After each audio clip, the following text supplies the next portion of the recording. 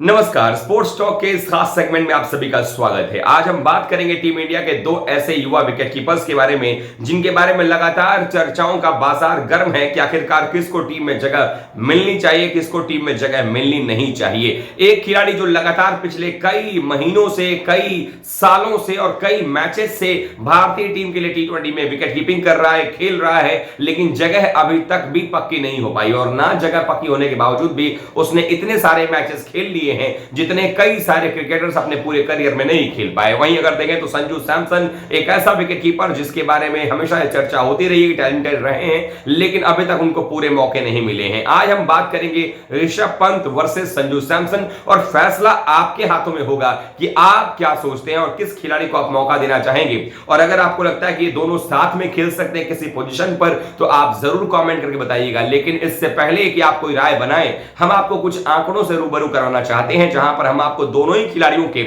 Overall और पिछले कुछ मैचेस के आंकड़े देंगे, जिसके बाद शायद आपको डिसाइड करना आसान हो जाएगा कि टीम में जगह संजू सैमसन की बनती है या ऋषभ पंत की बनती है और किस पोजीशन पर किसकी जगह बनती है यह भी आप डिसाइड कर सकते हैं। दरअसल हम बात करते हैं सबसे पहले ऋषभ पंत की। ऋषभ पंत एक ऐसा खिलाड़ी जिसे कि गेम चेंजर का नाम दिया गया और हम सब जानते हैं कि ऋषभ पंत एक टैलेंटेड प्लेयर है, इसमें कहीं कोई शंका नहीं है। टेस्ट मैचेस में उनकी जगह को कोई खतरा नहीं है और जिस तरीके से इस खिलाड़ी ने शानदार परफॉर्मेंस करके दिखाया है टेस्ट मैचेस में, जो रुतबा ऋषभ पंत का रहा है टेस्ट मैचेस में, चाहे वो देशी कंडीशन हो चाहे वो विदेशी कंडीशन हो, हर जगह इस खिलाड़ी ने गेंदबाजों के छक्के छुड़ाए हैं। ब्रिस्बेन के गाबा से सिडनी होते हुए वो सीधे पहुंच जाते हैं ओवल तक और हर जगह जो है रन बनाते नजर आते हैं। लेकिन सवाल यही उठता है कि जब टी20 आता है तो ऐसा क्या हो जाता है, ऐसा लगता है जैसे मानो सांप सूंघ गया हो ऋषभ पंत को और उनके बल्ले से रन निकलने का नाम नहीं लेते हैं। वही अगर देखें तो 2015-17 में ही डेब्यू करने वाले बल्लेबाज संजू सैमसन एक ऐसा खिलाड़ी जो बहुत सालों पहले 7-8 साल पहले डेब्यू कर चुका है, लेकिन अभी तक उसके पास में कुल मिलाकर के 2 दहाई में भी मैचेस टी20 के नहीं है।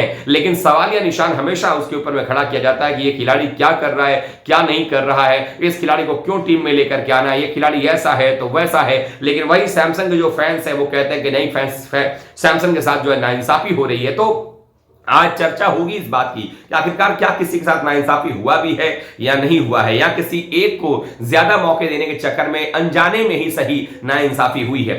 दरअसल बात करते हैं ऋषभ पंत की। ऋषभ पंत ने शुरुआत से लेकर के अभी तक टेस्ट मैचेस में जो धाक जमाई उसका असर उनके लिमिटेड ओवर्स पर भी दिखा, यानी कि ओडीआई और टी20 में भी उनकी जगह पुख्ता मान ली गई। जब से महेंद्र सिंह धोनी भारतीय क्रिकेट टीम के लिमिटेड ओवर्स को छोड़ करके गए उसके बाद ऋषभ पंत ऑक्यूपाई कर लिया उन्होंने विकेट कीपिंग का पोजीशन। ऐसा लगा कि जैसे ऋषभ पंत ही इस टीम के एकमात्र विकेट कीपर बल्लेबाज हैं और देश में विकेट कीपर्स और बल्लेबाजों की अकाल आ गई है। दरअसल ऋषभ पंत की अगर हम बात करें तो ऋषभ पंत ने कुल मिलाकर के टी20 की हम सिर्फ यहां बात कर रहे हैं फिलहाल, उन्होंने अपने पूरे करियर में अगर हम देखेंगे तो टी20 में उन्होंने कुल मिलाकर के खेले हैं 66 मैचेस की कुल मिलाकर 56 पारी, और 66 मैचेस की जो 56 पारी रही है उसमें उन्होंने कितने रन बनाए हैं जरा ये आप देख लीजिएगा। सबसे बड़ी बात है उन्होंने जो 66 मैच की 56 पारियां खेली उसमें उनका जो औसत है कुल मिलाकर के 987 रन बनाए हैं, औसत 22 का है और स्ट्राइक रेट 126 का है। यानी कि हम राउंड फिगर में बात कर रहे हैं तो 780 रन, 22 का औसत, 126 का स्ट्राइक रेट और इनका जो हाईएस्ट है वो 65 है। ये हम बात कर रहे हैं ओवरऑल करियर के रिकॉर्ड की जो हमने बताया आपके ऋषभ पंत के बारे में। अब इतने ही साल हो गए उनसे पहले डेब्यू करने वाले संजू सैमसन, जिनको कितने मौके मिले वो भी बता देते हैं। संजू सैमसन ने कुल मिलाकर टी20 में अपने 16 मैच की 15 पारियां खेली हैं, 296 रन बनाए हैं और 21 का औसत है, 135 का स्ट्राइक रेट है। ये हम राउंड फिगर में बता रहे हैं, 21 का औसत, 135 का स्ट्राइक रेट। और टी20 क्रिकेट में कहा जाता है कि जिस बल्लेबाज का एवरेज कम हो उसका स्ट्राइक रेट तो बेहतर होना ही चाहिए। और हमने कई सारे ऐसे क्रिकेटर्स को देखा है जिनका औसत कम होता है लेकिन स्ट्राइक रेट ज्यादा होता है, चूंकि खेलने का मौका भी उनको कम मिलता है तो वो कम गेंदों पर ज्यादा रन बना करके इंपैक्टफुल इनिंग खेलते हैं। और कम गेंदों पर ज्यादा रन बनाने का मतलब होता है कि स्ट्राइक रेट बेहतर होना।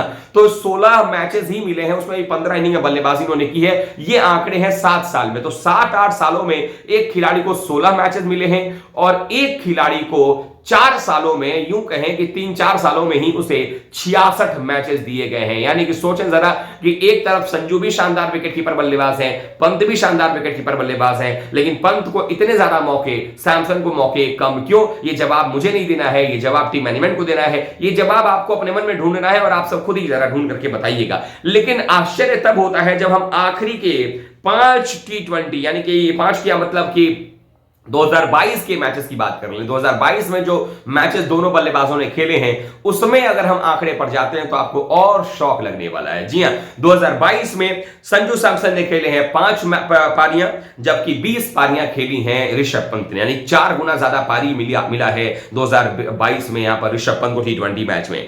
कुल मिलाकर के 179 रन बनाए हैं संजू सैमसन ने, 353 रन बनाए हैं यहां पर ऋषभ पंत ने, यानी कि रन दोगुने बनाए हैं लेकिन मैच चौगुने लिए हैं। 5 मैच 20 मैच, रन 179, 353, यानी कि अगर आप देखेंगे इसको तो आप यही पाएंगे कि दोगुना रन जरूर बनाया है बट सैमसन से चौगुना मैच भी लिया है। अगर सैमसन का भी चौगुना मैच होता तो वो भी शायद इनके दोगुने रन बनाते नजर आ गए होते। बैटिंग का औसत इस दरमियान देखिए किसका कितना रहा है। जो 2022 में 5 T20 मैचेस खेले हैं यहां पर ऋषभ पंत ने, उनका औसत है 22 का और संजू सैमसन का औसत है 45 का, यानी दोगुने से भी ज्यादा का औसत जो है संजू सैमसन का रहा है बल्लेबाजी में। अगर हम स्ट्राइक रेट की बात करें, इतना सिक्योरिटी मिलने के बाद भी ऋषभ पंत ने 20 पारियों जो स्ट्राइक रेट मेंटेन किया है वो है 131 का, जबकि संजू सैमसन ने मेंटेन किया है 158 का, 158 का। अब हम बात कर लेते हैं 2022 में जो उन्होंने 20 पारियां खेली हैं उसमें उनका हाईएस्ट स्कोर रहा है 52 नॉट आउट का, जो आपने देखा होगा श्रीलंका के खिलाफ था, और यहां पर संजू सैमसन का रहा है 77 का।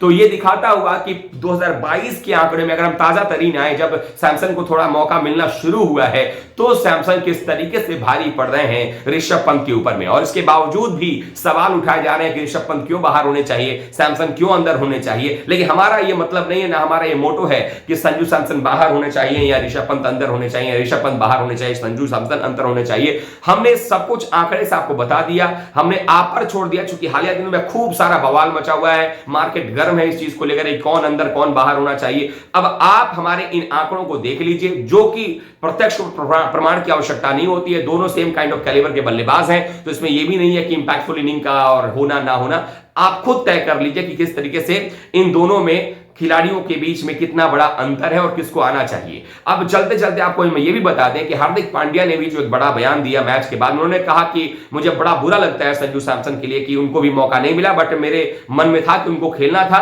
लेकिन किसी वजह से वो नहीं खेल पाए हैं। बट मेरे लिए कोई भी ऐसा नहीं है कि भेदभाव मैं कर रहा हूं, मेरे लिए सब बराबर, ये मेरी टीम है, संजू को भी मौका मिलेगा, उमरान को भी मौका मिलेगा। यानी कि हार्दिक पांड्या के मन में कोई भी ऐसी बात नहीं है जहां पर कि वो जानबूझकर सैमसन को नहीं खिला रहे हैं। तो आप बिल्कुल निश्चिंत रहें, संजू सैमसन को मौका आने वाले समय में जरूर मिलेगा। अब आप ये भी तय कीजिए कि क्या दोनों को एक साथ नहीं खिलाया जा सकता है, और अगर खिलाया जा सकता है तो पोजीशन क्या होगी, या फिर पंत को बाहर होना ही होगा अगर संजू सैमसन को अंदर आना है, और संजू सैमसन कहां आकर बैटिंग करेंगे, ये सब आप कमेंट में बता सकते हैं। वीडियो को लाइक कीजिएगा, शेयर कीजिएगा, चैनल सब्सक्राइब कीजिएगा, क्योंकि लगातार हम आपके लिए ऐसे ही वीडियोस लेकर के आ रहे हैं। और आपको हमने बता दिया कि सैमसन और पंत में कितना बड़ा अंतर रहा है 2022 में भी और ओवरऑल पिक्चर में भी। तो आप जरूर जुड़े रहिएगा, उम्मीद करता हूं कि आपको ये वीडियो अच्छा लगा होगा। फिलहाल के लिए तमाम दोस्तों का बहुत बहुत धन्यवाद और जुड़े रहिए लगातार स्पोर्ट्स टॉक के साथ।